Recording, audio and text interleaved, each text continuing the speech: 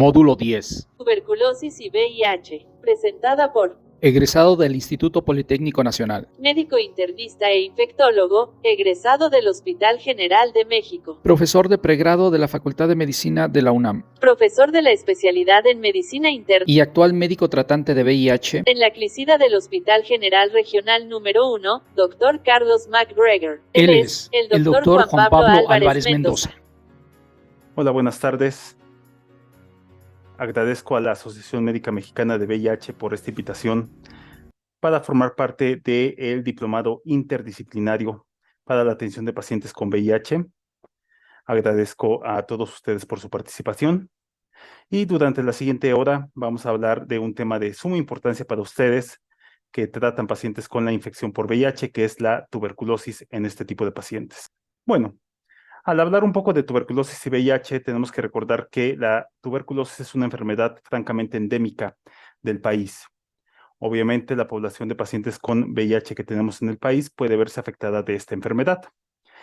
Desde el punto de vista general, vamos a hablar sobre las generalidades, la sinergia, el contexto del abordaje en este tipo de pacientes, algunas cuestiones con respecto al tratamiento retroviral e interacciones farmacológicas, para terminar con un poco de conclusiones. La historia de la tuberculosis en este tipo de pacientes tiene que ver principalmente con que evidenciamos desde hace miles de años en distintas momias del viejo y el antiguo y del nuevo mundo, lesiones vertebrales en las cuales se lograron identificar en su momento bacilos ácido alcohol resistentes y también material genético de la tuberculosis. Realmente es una enfermedad que ha acompañado a la humanidad desde que es humanidad como tal. En el año de 1882, Roberto Koch descubre el agente causal, describe a lo largo del tiempo, junto con otros médicos, las manifestaciones clínicas, y es en el año de 1940 cuando se inicia la terapia farmacológica combinada con algunos otros medicamentos que ya actualmente no se usan para la tuberculosis. Epidemiológicamente se estima que un tercio de la población mundial, un 23%, estamos infectados con tuberculosis. Antes del año 2019, las muertes relacionadas a tuberculosis iban disminuyendo con el pasar de los años. Posteriormente, con la pandemia, hubo una desaceleración en la atención de los pacientes y por lo menos al cierre del año 2021 hubo cerca de 1.6 millones de muertes derivadas de tuberculosis, de las cuales un estimado de 187,000 fueron en pacientes con VIH. Podemos ver que en el año 2020 y en el año 2019 íbamos hacia la baja. Inclusive antes de la pandemia había una disminución de los casos y de la mortalidad en base a las metas que la OMS en el año 2025 estableció. Podemos ver que los casos nuevos anuales para finales del año 2021 se incrementaron en un 4.5% respecto a los años previos, e inclusive la cantidad de pacientes con tuberculosis drogo-resistente fue incrementándose.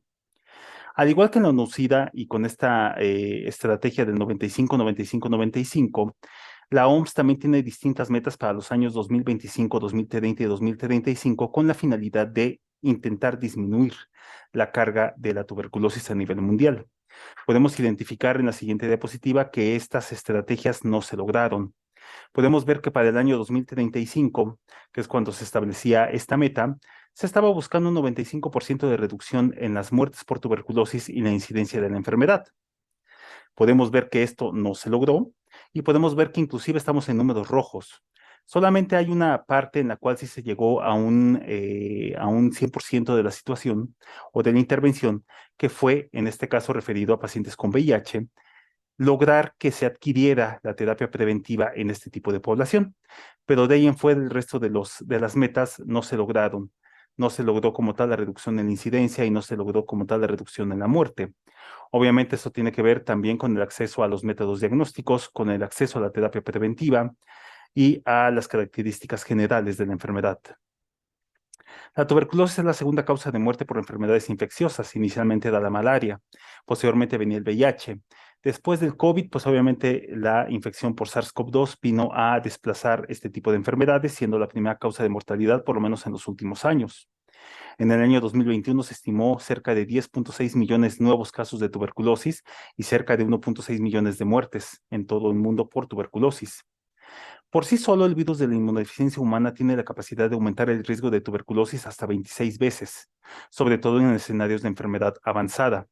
Y el riesgo de tuberculosis sigue aumentando aproximadamente 4 veces en pacientes infectados por el VIH, aún con tratamiento retroviral. Y es posible que inclusive veamos casos de tuberculosis en personas con adecuada recuperación de los CD4. En estas gráficas podemos identificar que la cantidad de pacientes con tuberculosis a lo largo del tiempo iba con cierta disminución. Inclusive podemos ver que los pacientes con HIV se potenciaba esta disminución de casos a lo largo de los años.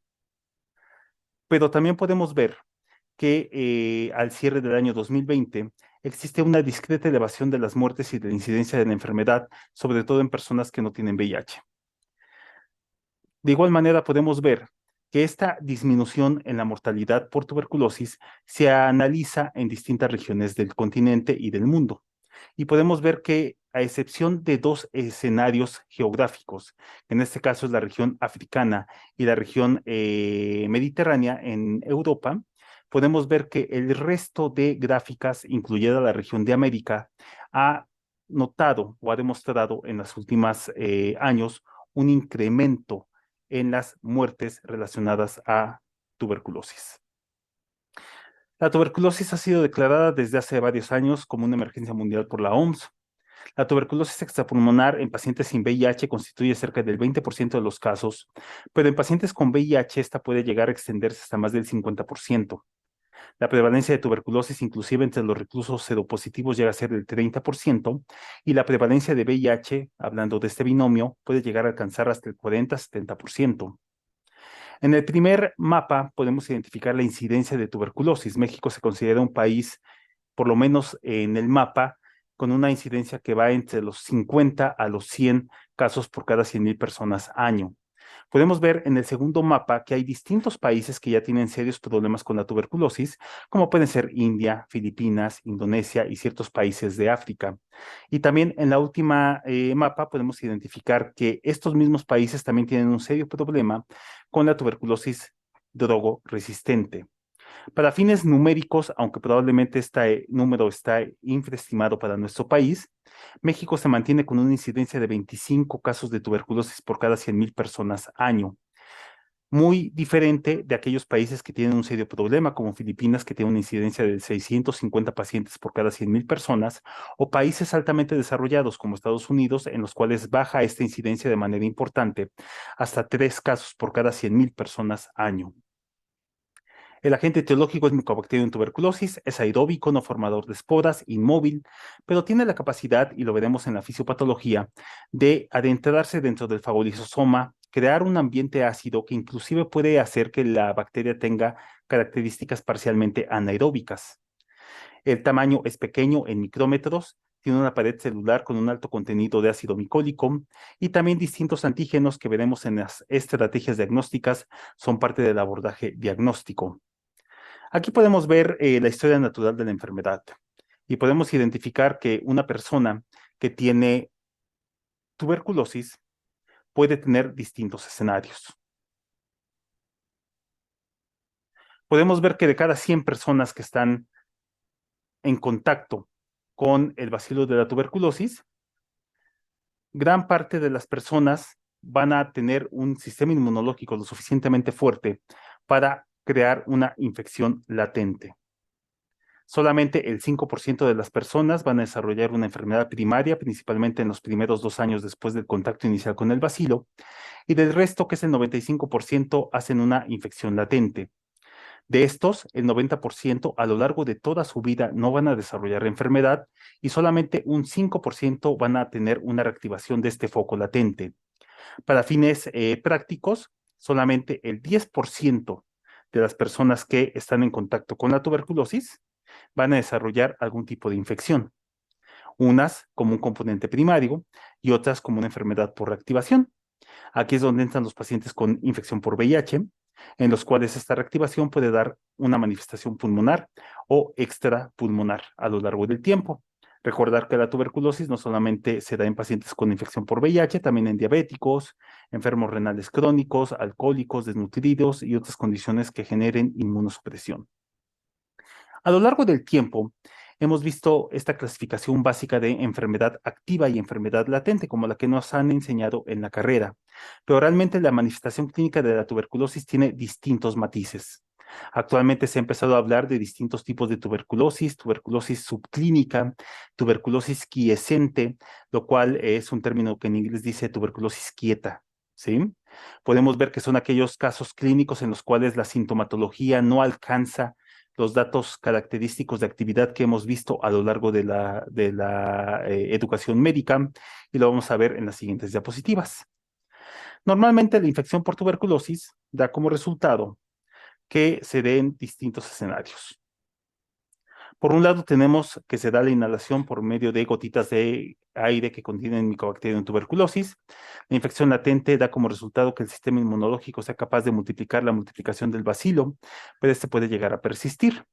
La mayoría de los casos latentes son asintomáticos y no infectantes, y en pacientes sin infección por VIH hay una progresión muy lenta, 5% a los 18 meses, pero cuando se agrega infección por VIH o estados de inmunosupresión, esta llega a aumentarse hasta 34 veces, lo que corresponde a un 15% de riesgo de adquirir la enfermedad anualmente.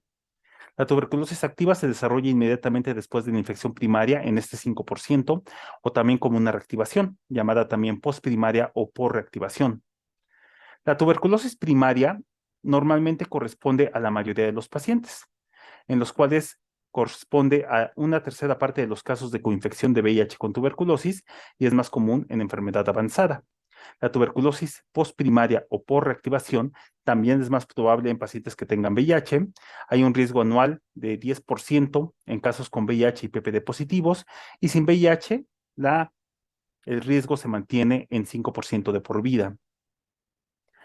Aparte de la infección por VIH, si estos pacientes usan drogas intravenosas, son ciudadanos de países con alta prevalencia, o si trabajan en alguna situación de riesgo, pues la posibilidad de adquirir la infección es mayor, inclusive a conteos de CD4 mayores o adecuados. En áreas endémicas se desarrolla la enfermedad, en áreas de baja prevalencia, inclusive con conteos más bajos.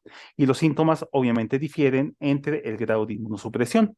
A CD4 disminuidos por debajo de 200, existe más presentaciones extrapulmonar y diseminada.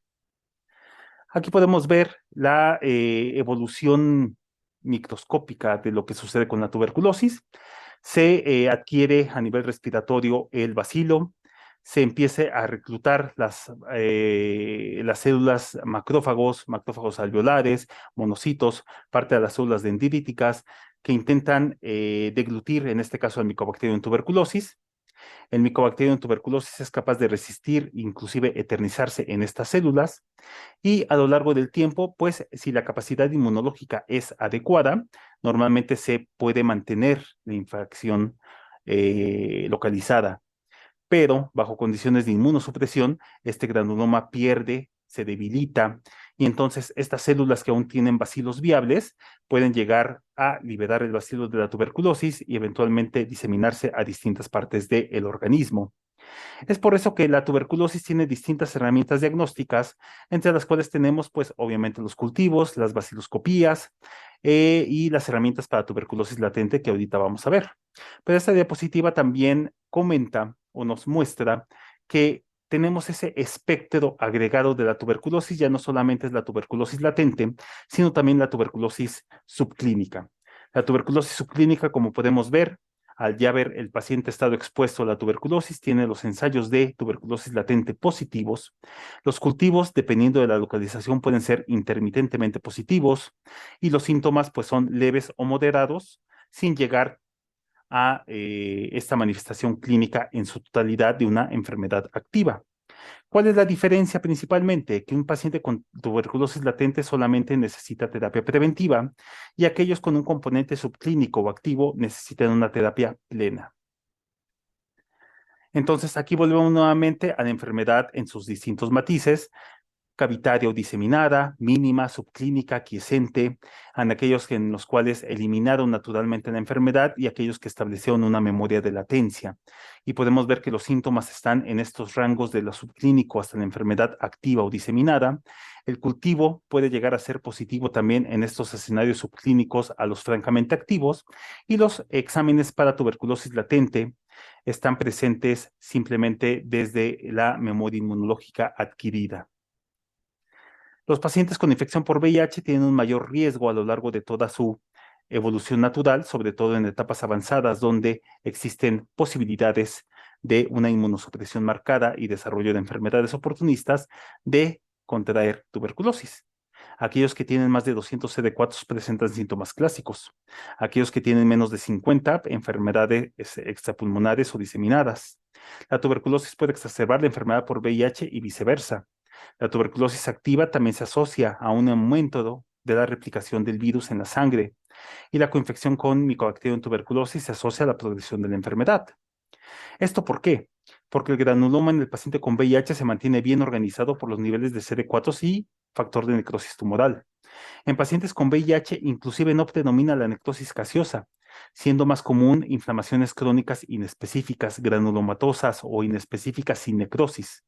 Normalmente observamos necrosis cuando ya son enfermedades avanzadas, que han progresado y de síntomas mucho más aparatosos. Todos los sitios extrapulmonares han sido documentados en personas con VIH, y a mayor inmunosupresión, pues mayor probabilidad de una afectación difusa. La capacidad de replicación del VIH aumenta cuando las células están coinfectadas con tuberculosis. También la propia tuberculosis sobreexpresa con receptores XR4, y esto está relacionado con la progresión de la enfermedad. A manera general, podemos decir que es un círculo vicioso, donde en ambas esquinas podemos ver a la enfermedad por tuberculosis y a la enfermedad por VIH. El VIH por sí exacerba la inmunosupresión y deteriora la capacidad de interferón gamma en linfocitos T. La enfermedad por Mycobacterium tuberculosis altera la producción de distintas citocinas por los macrófagos, disminuyendo la producción de interleucina 1, 6 y factor de necrosis tumoral, y esto coadyuvando a la replicación viral. Entonces podemos ver que es un círculo vicioso que mientras ambos no reciban un tratamiento, se puede seguir perpetuando, llevando a una mayor enfermedad y deterioro del paciente. Pasando a manifestaciones clínicas, las manifestaciones pulmonares son comunes, tanto en pacientes sin VIH y en pacientes con VIH. El riesgo de tuberculosis extrapulmonar aumenta con la inmunosupresión avanzada en distintas localizaciones que vamos a ver posteriormente. En una revisión sistemática, la mayoría de los pacientes con tuberculosis y que tenían VIH expresaban por lo menos alguno de estos 4 síntomas o conjunción de los mismos: tos, fiebre, sudores nocturnos y pérdida de peso. Inclusive varios algoritmos de la Organización Mundial de la Salud recomiendan que la detección de tuberculosis se base en estos síntomas, no todos, inclusive con uno de ellos. De tal manera que la mejor manera de llegar al diagnóstico de la tuberculosis lo he intentado bautizar como ver, cultivar y detectar. Ver por medio de tinciones, cultivar por medio de cultivos específicos y detectar principalmente por métodos moleculares.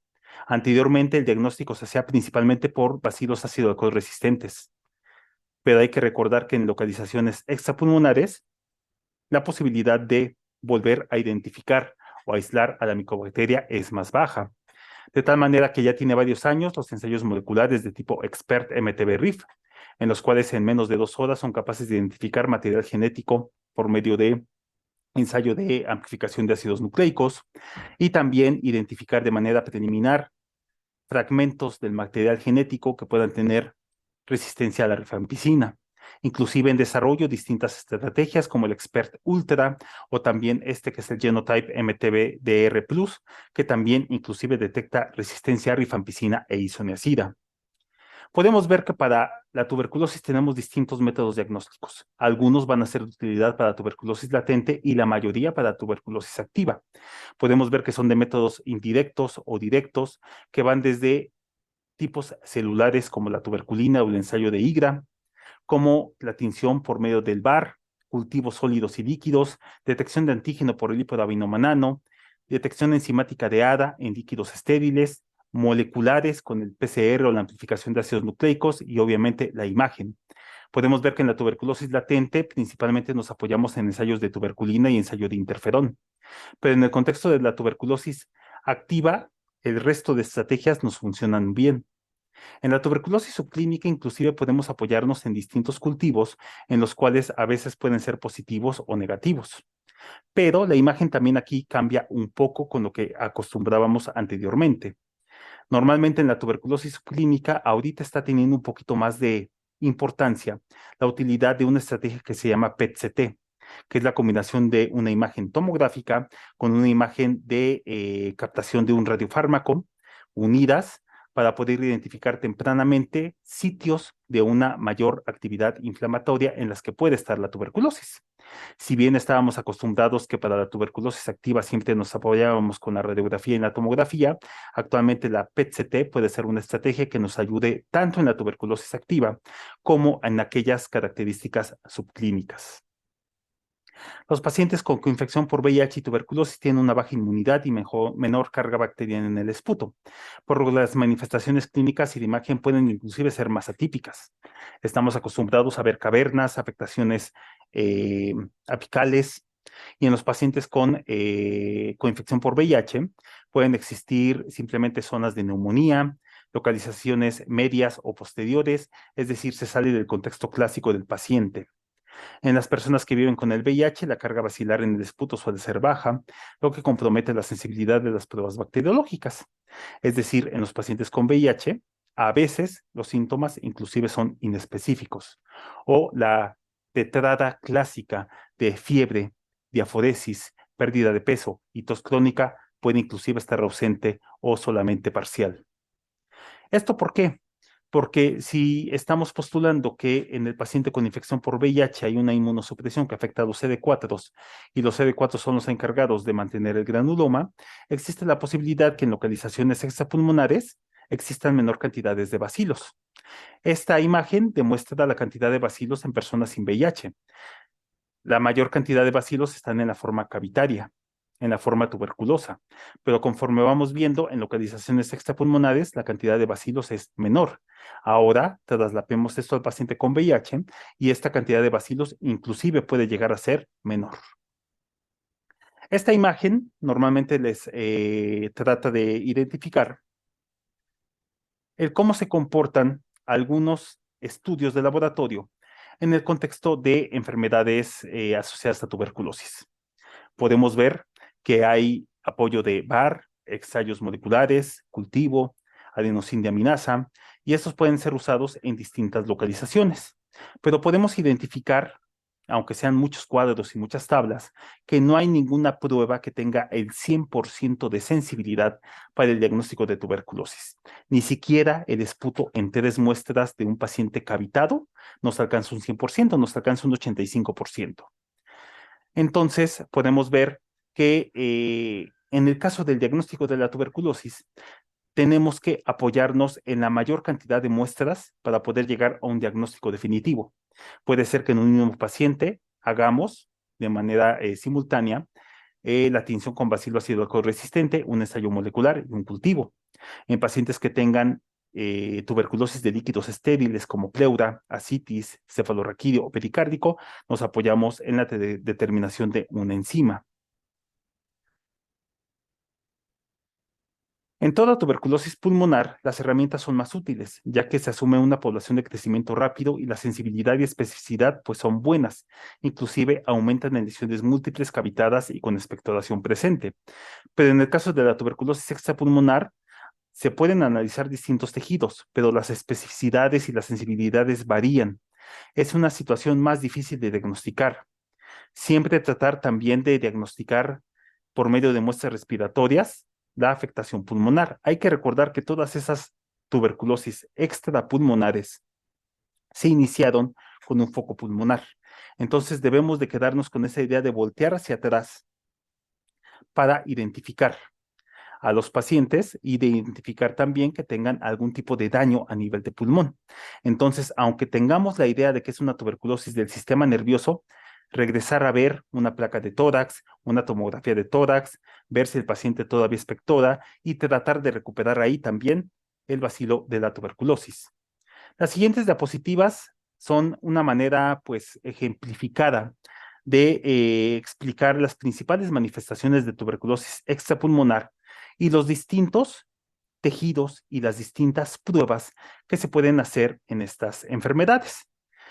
Quiero hacer un comentario en la parte de las dos últimas columnas de la extrema derecha, en las cuales, aunque sea un sitio completamente diferente al pulmonar, a veces ese paciente puede expresar una placa de tórax anormal en cierto porcentaje y una enfermedad por tuberculosis activa respiratoriamente de manera concomitante. Entonces, aunque sea un sitio ganglionar, tenemos un 42% de que la placa o la tomografía me salga anormal, orientadora de tuberculosis, y hasta un 15% que ese paciente tenga una tuberculosis a nivel respiratorio concomitante a la par de una ganglionar. Podemos ver también aquí las sensibilidades de las muestras, como puede ser esputo en ese escenario ganglionar, y ya dirigido a la patología, aspiración por aguja fina o biopsia, en las cuales podemos ver que la histopatología e inclusive el cultivo son los que tienen una mejor sensibilidad. Esto se repite en cada una de las siguientes diapositivas, en este caso tuberculosis del sistema nervioso, donde podemos ver los distintos líquidos que podemos usar, cefalorraquídeo, aspiración por hoja fina, biopsia, y podemos ver también distintas sensibilidades. Esto no es un número absoluto. Esto inclusive puede cambiar conforme las nuevas herramientas vayan avanzando, pero es una orientación nuevamente para comentarles que no hay una prueba 100% sensible para tuberculosis y que nos podemos apoyar en la acumulación de distintas pruebas y en el caso de tuberculosis del sistema nervioso central, pleural, pericárdica y ascítica, también nos apoyamos con el ADA, el cual puede tener un 79% de rentabilidad, por lo menos en líquido cefalorraquídeo. Pasamos a tuberculosis abdominal, en las cuales podemos analizar heces, biopsia de colon, líquido de ascitis, biopsia peritoneal, y podemos ver también las rentabilidades de estas pruebas. Aunque en heces comentan que el expert es un 100% viable y sensible, la verdad es que en la práctica clínica, por los distintos métodos de detección y de realizamiento de la prueba, esta no es fácilmente reproducible y por lo menos aquí en el país es difícil, si no es que prácticamente imposible, encontrar la realización de un expert en materia fecal, pero sí se puede hacer en un líquido de ascitis, en una biopsia de colon, en una biopsia peritoneal, con las distintas sensibilidades que comentan las distintas tablas. En el caso de tuberculosis miliar o diseminada, que es esta donde se diseminan granulomas en toda la economía corporal, pues podemos ver que como hay también afectación a nivel de pulmón, el 90% van a tener una placa de tórax anormal, el cultivo nos puede apoyar hasta el 90% aproximadamente, y podemos apoyarnos también en muestras de lavado bronquial, biopsia de pulmón, biopsia de hígado, aspirado de médula ósea e inclusive orina con distintas rentabilidades. La tuberculosis genitourinaria en orina, tenemos que el cultivo y el expert tienen muy buenas sensibilidades. La aspiración por aguja fina o tejido renal tiene la mayor sensibilidad en el cultivo y mucho menos en el VAR. En el caso de la tuberculosis en el hombre, es más fácil de diagnosticar por las pruebas convencionales que en la mujer. Podemos ver que en la mujer prácticamente las rentabilidades o sensibilidades de estas pruebas son menores del 10%, mientras que en el hombre el cultivo, el VAR, el expert puede alcanzar valores mayores al 50% aproximadamente de algunos. En la tuberculosis musculoesquelética, que también afecta la artritis tuberculosa y también el mal de Pot o tuberculosis vertebral, pues podemos ayudarnos en el líquido sinovial, aspiración con aguja fina de hueso, o en el caso de la tuberculosis vertebral, aspiración de líquido paraespinal y también de muestras de hueso. Y podemos ver también las distintas rentabilidades de cultivos, tinciones, expert, histopatología. Vuelvo a repetir, estas últimas diapositivas son para identificar que no hay una prueba que es 100% sensible para tuberculosis y en la mayoría de los escenarios tenemos que apoyarnos con múltiples pruebas complementarias, en este caso ver con tinciones, cultivar por medio de cultivos líquidos o sólidos y tratar de detectar por medio de métodos moleculares o también lipoarabinomanano, que ahorita vamos a ver en unas diapositivas más adelante, la detección de enzima ADA. Obviamente las estrategias de imagen, placa, tomografía, gammagrafía, PET-CT y la histopatología en los tejidos en que se puede hacer. De igual manera, la tuberculosis pleural y la tuberculosis pericárdica nos podemos apoyar en el ADA y podemos observar que tiene muy buenas rentabilidades, y también las otras muestras podemos ver que tienen rentabilidades pues en esencia buenas, sobre todo los que son tejidos, biopsia pleural. Pero imaginemos si nosotros fundamentamos un diagnóstico de tuberculosis pleural solamente por una baciloscopía, la sensibilidad de una baciloscopía en ese escenario es de menos del 10%. ¿Qué es lo que normalmente pasa con los pacientes con VIH? Pues que a veces tenemos que buscar intencionadamente esta enfermedad por tuberculosis, tanto en su forma latente como enfermedad activa. Algunas guías ya recomiendan que todo paciente que tenga VIH y CD4 menos de 200, tenemos que buscar intencionadamente por medio de PPD o IGRA, tuberculosis latente.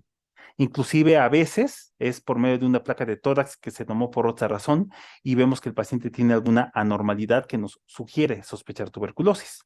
O personas que ya son mayores y que tienen lesiones de fibrosis y también sospechamos con tuberculosis, pues tendremos que hacer pruebas de tuberculosis latente para detectar la exposición, y si sospechamos que hay una tuberculosis activa, pues tendremos que complementar a una PCR, tinciones, cultivos. Si los CD4 son menores de 200, se puede asumir que hay tuberculosis independientemente de las pruebas diagnósticas, a menos que el paciente ya tenga un historial de que fue tratado. Y si hay duda de tuberculosis activa por alguna clínica o por alguna imagen o por alguna situación de abordaje de laboratorio, pues se puede iniciar manejo empírico y esperar a que las pruebas diagnósticas a lo largo del tiempo nos ayuden a corroborar o descartar la enfermedad.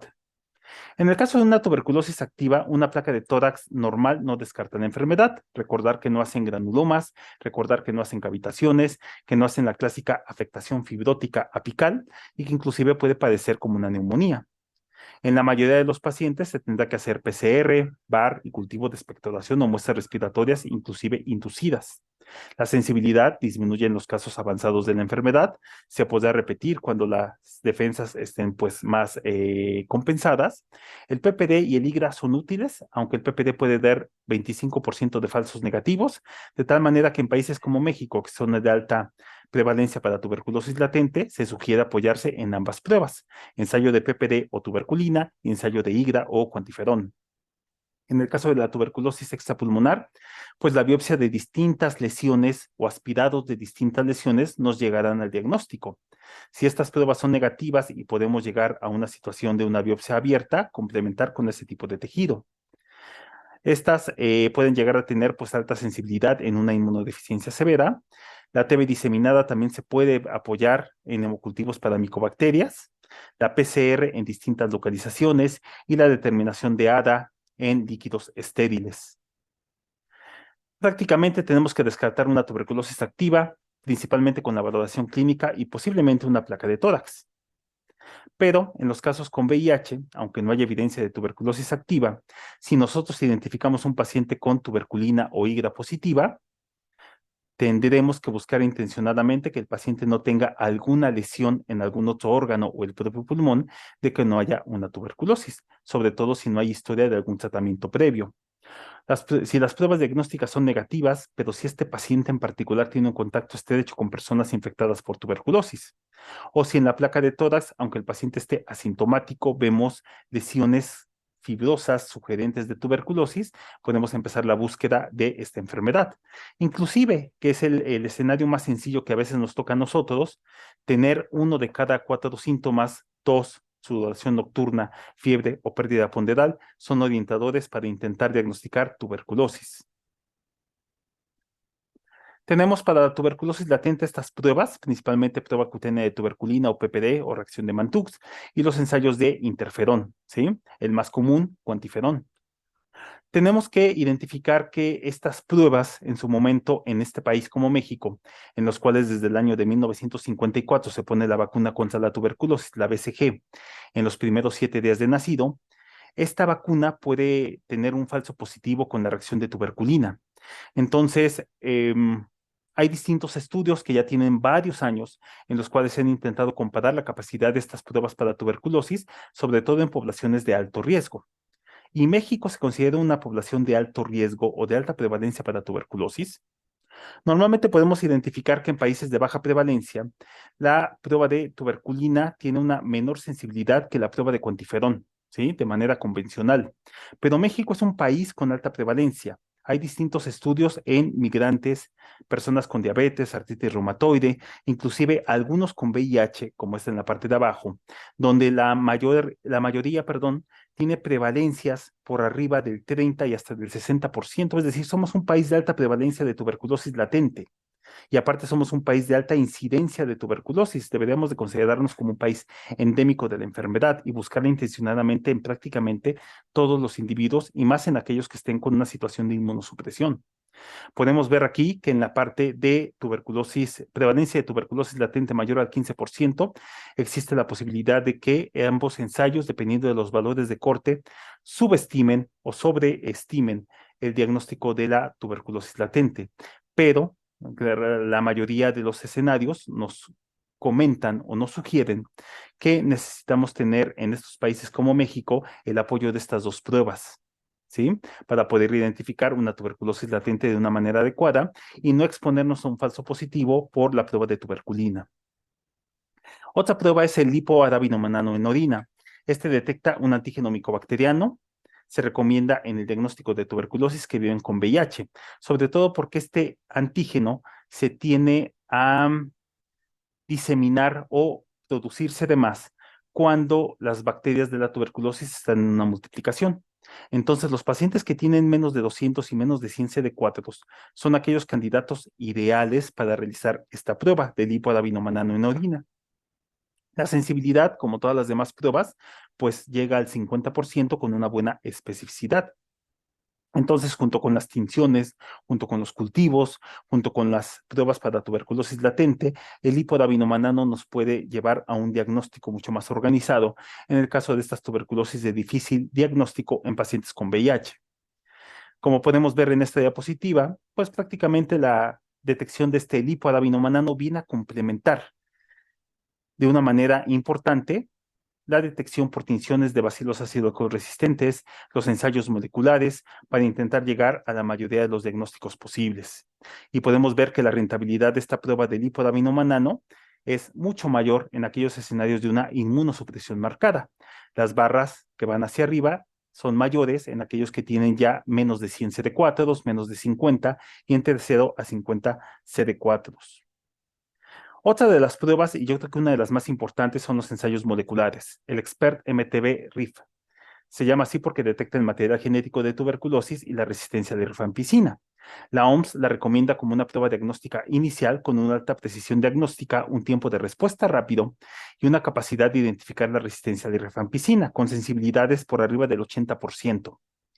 Podemos ver que a lo largo de los años, esta prueba de Expert se ha intentado validar en distintos tejidos, nodos linfáticos, pus, lavado broncoalveolar, aspirado traqueal, y hay N cantidad de ensayos clínicos, N cantidad de artículos en los cuales las porcentajes pueden variar, pero inclusive en este del año 2018, que es del Cochrane, podemos identificar sensibilidades buenas en muchos líquidos y tejidos de tuberculosis extrapulmonar, como líquido cefalorraquídeo, como tejido ganglionar o aspirado de ganglio, aspirado de hueso o articulación con sensibilidades mayores al 70% y otras con sensibilidades menores y una adecuada especificidad. También para detectar la resistencia a la rifampicina fue del 95 al 99%. Este fue del año 2018 con el Expert convencional y este es del año 2021 con el Expert Ultra.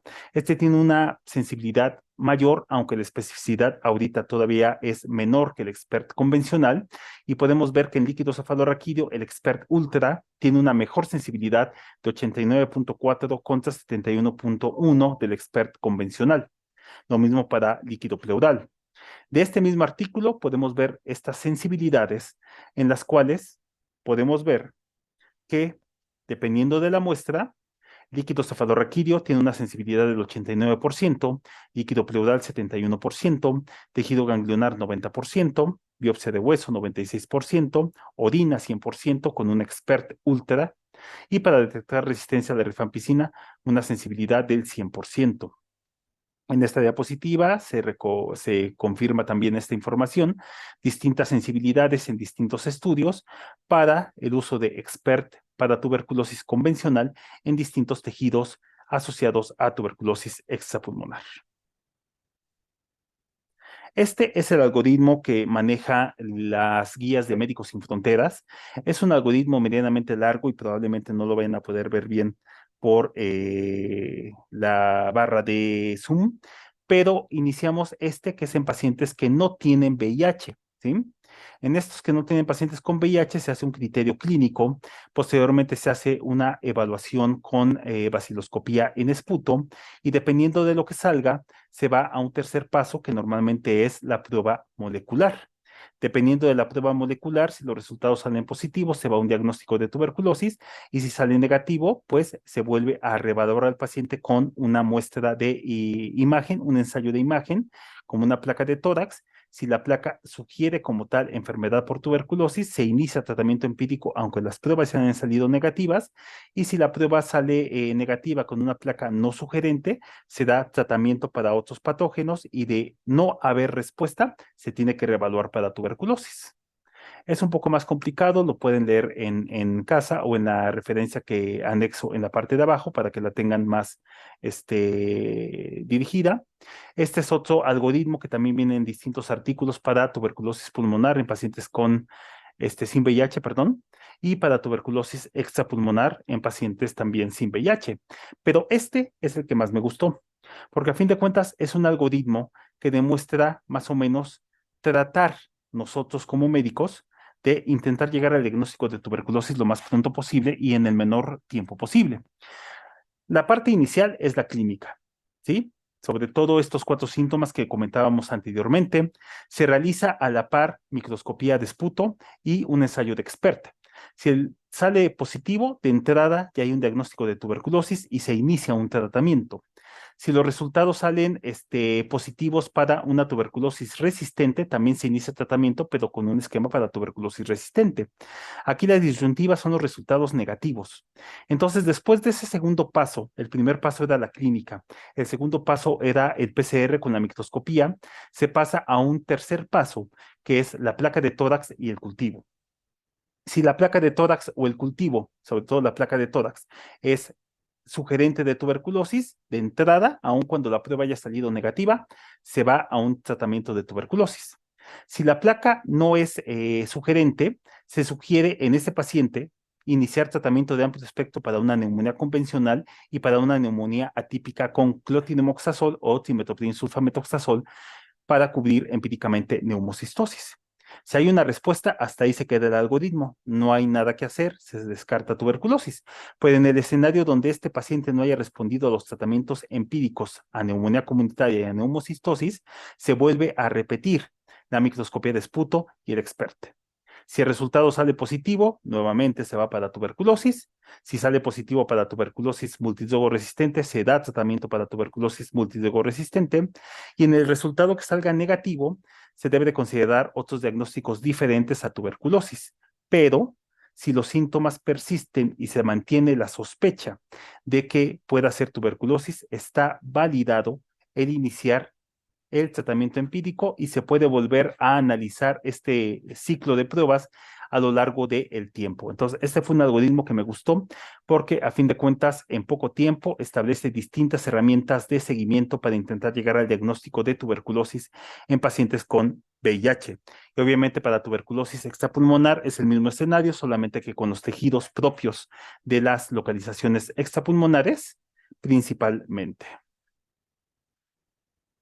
Pasando hacia lo que es tratamiento, el tratamiento de la tuberculosis en personas con VIH es el mismo que en los pacientes sin VIH. Los mismos regímenes en general, aunque se han estudiado modificaciones y actualizaciones a lo largo de los últimos años. Al igual que en el paciente sin infección por VIH, es la combinación inicial de 2 meses de fase intensiva con 4 fármacos, isoniazida, rifampicina, etambutol y piracinamida, seguida de 4 meses para tuberculosis pulmonar o más meses para tuberculosis extrapulmonar de isoniazida y rifampicina. También la drogoresistencia es un tópico delicado en pacientes con VIH. Tenemos que asegurar que los tratamientos tengan medicamentos bactericidas y medicamentos bacteriostáticos. Por eso la mayoría de los medicamentos o esquemas contienen isoniazida, rifampicina, piracinamida y etambutol, los cuales tienen efectividad bactericida y actividad esterilizante. Inclusive en los esquemas para tuberculosis multidrogo resistente se empiezan a meter las quinolonas, linezolid y bedaquilina porque tienen también actividad bactericida y actividad esterilizante. ¿Cuáles son las pautas básicas? 4 fármacos plenamente activos en combinación coformulada, administración diaria, aunque recientemente se ha intentado investigar administraciones semanales o 2 veces por semana o cada 5 días, pero la mayoría de los tratamientos, por lo menos para tuberculosis activa, deben de ser diarios en pacientes con VIH, tanto en la fase intensiva como en la fase de mantenimiento. Existe riesgo de selección de resistencia y falla, especialmente con bajos CD4. La mayoría de los esquemas deben incluir isoniazida y rifampicina, son los medicamentos con mejor actividad bactericida, y el esquema inicial también debe de tener inicialmente pruebas de drogosensibilidad.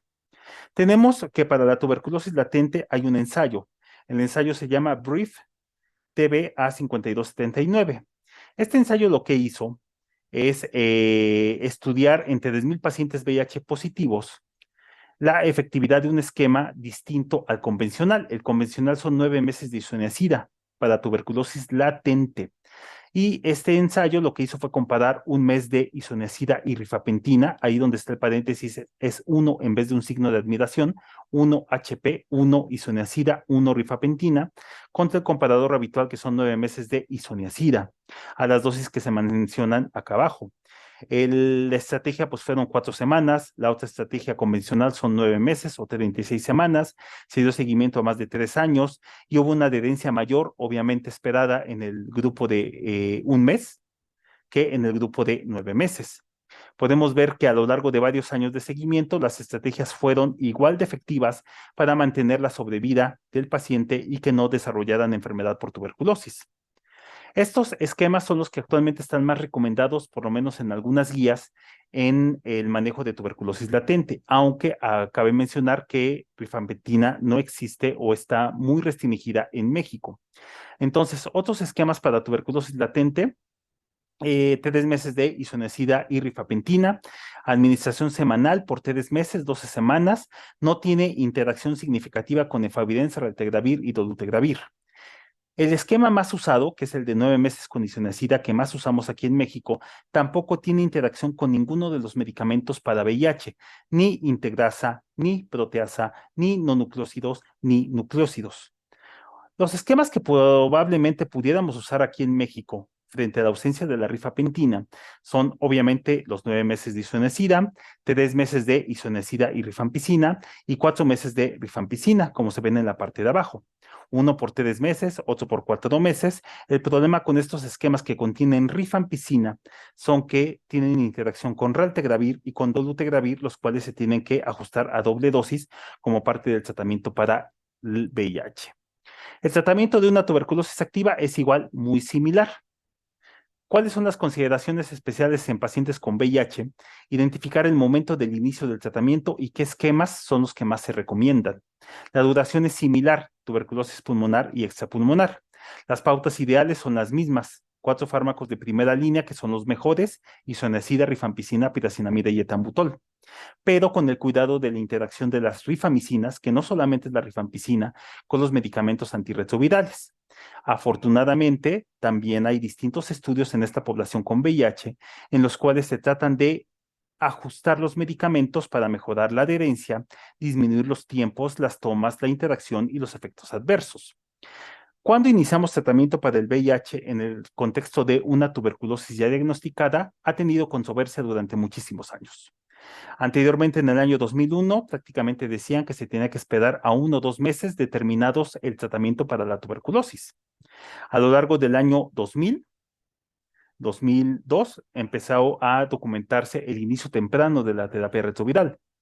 Y empezaron a salir distintos estudios a partir del año 2010, los cuales empezaron a identificar que el inicio temprano del tratamiento retroviral es mejor que la terapia secuencial, que en este caso era esperar a algunos meses después o al término de la terapia antituberculosa para poder iniciar el tratamiento retroviral. ¿Qué estudios apoyaron estas recomendaciones que vamos a ver posteriormente? Capriza, Sapit, el ensayo Camboya, que es en este caso el Camellia, el ensayo ACTG 52-21-63, y la mayoría de estos estudios lo que hicieron fue que dividieron a los pacientes en distintos grupos, aquellos que iniciaban el tratamiento de una manera temprana y aquellos que iniciaron de una manera tardía. En su momento lo llamaban integrado o secuencial, o temprano o tardío, dependiendo de cada uno de los estudios, precoz o tardío. Lo importante es que en la mayoría, si no es que, perdón, en todos estos estudios se observó como tal una menor mortalidad en el grupo que siempre inició el tratamiento de manera temprana en las primeras semanas, comparado con aquel que lo iniciaba de una manera tardía. Y podemos ver que estos que están en el New England principalmente dieron esta información. La mayoría de los pacientes sobrevivían más tiempo si se iniciaba el tratamiento para el VIH de una manera temprana. ¿Cuándo? Esto depende de cada una de las guías. La guía europea nos dice tan pronto como sea posible en las primeras 2 semanas, pero en casos de sistema nervioso central hasta la semana 4, independientemente de los CD4. La guía británica, tan pronto como sea posible, primeras 4 semanas, independientemente de los CD4, pero si estos CD4 son menores de 50 en las primeras 2 semanas y en sistema nervioso hasta la semana 8. Las guías de GESIDA, tan pronto como sea posible en las primeras 2 semanas, independientemente de los CD4 y en casos del sistema nervioso hasta la semana 4. En las guías americanas de 2021, tan pronto como sea posible, ideal en las primeras 2 semanas y no más allá de la 4ª semana, sobre todo si el paciente tiene CD4 menores de 50, o hasta las 8 semanas si tiene más de 50, y en casos del sistema nervioso a partir de la semana 8. Aquí en México tenemos 2 recomendaciones. El plan de atención del VIH finales del 2022-2023, tan pronto como sea posible. Si los CD4 son menores de 50 en las primeras 2 semanas, si los CD4 son mayores de 50 dentro de las primeras 8 semanas, y en casos del sistema nervioso, diferirlo entre 2 a 4 semanas.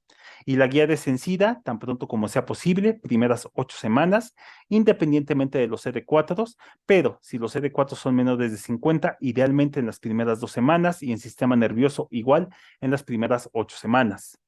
La verdad es que la mayoría de las pautas recomiendan algo muy similar, y es que el tratamiento de la tuberculosis se inicie primero y que el tratamiento del VIH se inicie dentro de las primeras 8 semanas de tratamiento, mientras que hace un refuerzo de que en aquellos que tengan CD4 por debajo de 50 deberán de recibir el tratamiento dentro de las primeras 2 semanas de iniciado el tratamiento para la tuberculosis. De igual manera, no es el tratamiento convencional. Podemos ver en esta parte que se han estado investigando dosis de otros medicamentos como rifapentina en el caso de una tuberculosis activa. Y tenemos aquí el estudio 31 a 5349. Estudio aleatorizado, 2.343 pacientes, de los cuales 194 eran pacientes con VIH, todos estos con un tratamiento con efavirenz, y comparaban el esquema convencional que damos a nuestros pacientes, 2 meses de 4 fármacos, isoniazida, rifampicina, piracinamida y etambutol, más 4 meses de isoniazida y rifampicina, contra 2 esquemas más acortados, de 4 meses, con distintas intervenciones. En el ensayo RPT se sustituía la rifampicina por rifapentina en ambas fases, 2 y 2 meses. En el ensayo RPT MOX se sustituía la rifampicina por rifapentina y el etambutol por moxifloxacina en ambas fases. A que este es el ensayo convencional. Si se dan cuenta, tenemos aquí tanto el grupo control, el de RPT y el RPT MOX, y prácticamente los tiempos a los cuales se llevaron, 6 meses por un lado y los otros 2 a 4 meses. Podemos identificar como intervenciones de estos exámenes, posteriormente a la revisión de las gráficas, que ambas intervenciones, tanto la que solamente sustituyó rifapentina y la que sustituyó rifapentina y moxifloxacino, demostraron no inferioridad frente al grupo comparador. Hubo una misma adherencia entre las 3 intervenciones. Los efectos adversos serios fueron menores en intervenciones experimentales, sobre todo a nivel gastrointestinal, hepático, tolerabilidad intestinal generalmente, y recordando también que el grupo con moxifloxacina, las quinolonas tienen ciertos efectos adversos que son identificables en los pacientes mayores. La tolerabilidad general fue mejor en el grupo solamente que sustituyó la rifapentina, seguida de rifapentina y moxifloxacino y seguida del grupo comparador, que fue el que tuvo la menor tolerabilidad. En el análisis de la población con VIH, el grupo que tuvo rifapentina con moxifloxacina tuvo mejores resultados que el grupo solamente con rifapentina o el comparador. Anteriormente se decía que el efavirenz tenía interacción importante con la rifapentina y no se tenía que dar. Por lo menos en este estudio se evaluó que a la dosis de efavirenz, la rifapentina no tenía una interacción significativa a lo largo del tiempo. Y hay un estudio que es el 5406 que eventualmente está analizando rifapentina y moxifloxacina en pacientes que toman dolutegravir. De tal manera que, ¿cuáles son los regímenes que normalmente damos para el paciente con VIH y que toma rifampicina, que es el medicamento que tenemos en México? Pues una combinación que contenga como tercer componente efavirenz, ya sea con algún tipo de tenofovir y algún tipo de emtricitabina o TDST, pero que el tercer componente es efavirenz. Y los alternativos son los que tienen inhibidores de integrasa. Pero en el caso de la rifampicina, se tiene que doblar la dosis, ya sea de dolutegravir o de raltegravir. Inclusive existe la posibilidad de dar estos esquemas nuevos, como el Tidiumec, que tiene coformulado abacavir 3TC y dolutegravir, y dar una dosis extra de dolutegravir, o inclusive también la nueva coformulación de Dovato, que es dolutegravir y 3TC, también dando una dosis extra de dolutegravir. En el caso de rifabutina, es la única rifamicina no disponible en México que se pudiera dar con un tercer componente que fuera inhibidor de proteasa. Otra parte importante, ya prácticamente para andar terminando la plática, el síndrome inflamatorio de reconstitución inmune. Es una complicación frecuente cuando se inicia un tratamiento de antirretrovirales en el contexto de una tuberculosis y CD4 muy bajos. Puede ser severo o fatal, y desde el año 2010 se postuló que algunas dosis de esteroide pudieran ser benéficas. Inicialmente con prednisona a estas dosis por 4 semanas, pero desde el año 2018 algunas guías internacionales recomiendan que en el paciente que iniciemos tratamiento para el VIH en el contexto de una tuberculosis recientemente diagnosticada, demos por 4 semanas prednisona, 40 miligramos diarios las primeras 2 semanas y luego 20 miligramos diarios por las siguientes 2 semanas. Inclusive la guía británica nos sugiere extender su uso hasta por 6 semanas. Una parte final, identificar tuberculosis multidrogo, extensamente drogo y preextensamente drogo resistente. Inclusive las definiciones han cambiado. Multidrogo resistente, resistente a isoniazida y rifampicina, preextensamente drogo resistente, aquella MDR más resistencia a alguna quinolona. La XDR ha sufrido modificaciones. En el país todavía es una MDR que aparte es resistente a quinolona y un agente inyectable, pero en otros países que ya empezaron a usar otros medicamentos diferentes, la XDR es una MDR que aparte tiene resistencia a levofloxacina o moxifloxacina, veraquilina y linezolid. ¿Por qué? Porque veraquilina y linezolid actualmente están moviéndose mucho como medicamentos de rescate para tuberculosis. Inclusive existe un estudio que es el NIX y el CENIX, las cuales están en la parte de abajo, las referencias, en los cuales analizaron en pacientes con tuberculosis multidrogo y extensamente drogo resistente una estrategia triple, veraquilina, pretomanid y linezolid. Cabe destacar que por lo menos en el estudio NIX, 51% de estos pacientes eran VIH positivos. Y en el análisis hubo una efectividad, es decir, un éxito en la mejoría de los pacientes en el 89% de los pacientes con tuberculosis extensamente drogo resistente y 97 multidrogo resistente. Es un esquema aparentemente bien tolerado, aunque 2/3 partes tuvieron afectación de médula ósea por el linezolid, y por eso el estudio CENIX analiza la misma intervención, pero con la mitad de dosis de linezolid, 600 miligramos en el día, con resultados prácticamente similares. Habrá que esperar el resto de información a lo largo del tiempo. Las últimas 3 diapositivas, interacciones. Todos los medicamentos para VIH pueden tener un riesgo de interacciones. Por eso están aquí las distintas páginas en las cuales siempre tenemos que hacer el ejercicio cada vez que demos un medicamento, en este caso antituberculoso con antirretroviral, y ver la posible interacción, ya sea para intentar modificar idealmente el tratamiento retroviral o ya, si no se puede, el tratamiento antifímico. Pero de manera preliminar, y esta es una tabla que yo hice, tenemos aquí las 3 rifamicinas, Obviamente en México se usa rifampicina y rifampicina es la que tiene distintas interacciones. Podemos ver que la rifampicina, en base a estos últimos estudios, ya se puede usar con efavirenz, se usa con raltegravir y con dolutegravir a dosis doble. Rifampicina, que es el que tenemos aquí, en su momento lo llegamos a usar con nevirapina a dosis mayores, lopinavir a dosis mayores, pero con dadunavir cobicistat y dadunavir ritonavir no podemos usar rifampicina. Podemos usarlo con efavirenz, 600 miligramos, sí, pero idealmente tendríamos que solicitar un genotipo para ver que no haya resistencia primaria del VIH a este tipo de medicamento. Se puede usar con raltegravir y dolutegravir, se da a dosis dobles, ¿sí? Rifabutina se puede usar, es el único que se puede usar ajustado a las dosis con inhibidores de proteasa y con el resto de medicamentos. Victegravir, que es el medicamento más común que usamos, desafortunadamente no se puede dar con ninguna de las rifamicinas, ni rifapentina, ni rifampicina, ni rifabutina. Por lo tanto, tendremos que modificar en su momento el tratamiento retroviral a un tercer componente que sea efavirenz, raltegravir o dolutegravir. Doravirina, en los lugares que sí se puede usar, pues tiene interacción con rifampicina, con rifampicina y con el único que se puede dar es rifabutina a dosis dobles. Y estos medicamentos nuevos de larga duración e inyectables, no se recomienda dar ninguno de los tres porque existe la posibilidad de que la rifamicina actúe disminuyendo la efectividad de rilpivirina, ¿sí? Entonces, este es el ejemplo de las interacciones con los fármacos de tipo rifapentina, rifampicina y rifabutina. De tal manera, esta ya es la última diapositiva de conclusiones de esta plática de tuberculosis y VIH, pues se han dado avances significativos en el diagnóstico rápido de la tuberculosis, así como se han evaluado esquemas más cortos y diferentes a los habituales.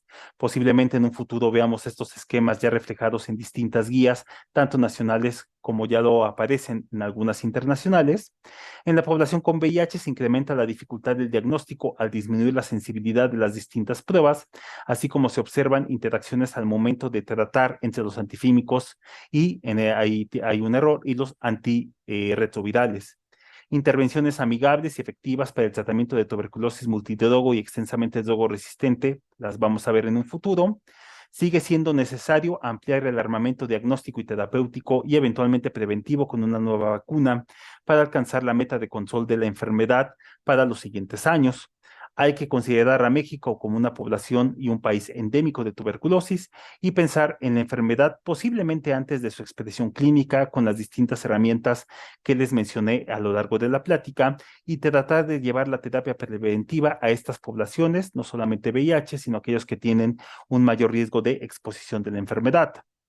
No existe un algoritmo como tal único para el diagnóstico de este tipo de pacientes, prácticamente depende de los recursos diagnósticos que tengamos disponibles y la verdad es que en muchos escenarios, como pueden ser sus distintos hospitales, lugares de atención de primer nivel, inclusive hospitales de segundo y a veces de tercer nivel, pues a veces lo que hacemos es principalmente evaluar con el contexto clínico. Si tenemos la sospecha, pues damos el tratamiento mientras tenemos el acceso a otras herramientas diagnósticas y en el inter vemos la respuesta a estos empirismos que normalmente llegamos a usar. Sí, a lo largo del tiempo podemos tener distintas muestras como de imagen o de laboratorio, pues podemos llegar a corroborar el diagnóstico etiológico mucho más certeramente. Y ya con esta es la última diapositiva. Esperemos que este eh, diplomado les ayude mucho con la información que están adquiriendo a lo largo del mismo. Y esta plática de tuberculosis con VIH es de suma importancia para la atención futura de la mayoría de los pacientes que van a ver en la práctica clínica. Estoy a sus órdenes, estoy en comunicación vía los médicos, la mesa directiva y de manera personal para cualquier duda y comentario que me quieran hacer llegar de esta respectiva plática. Muy buenas noches y muchas gracias por su atención.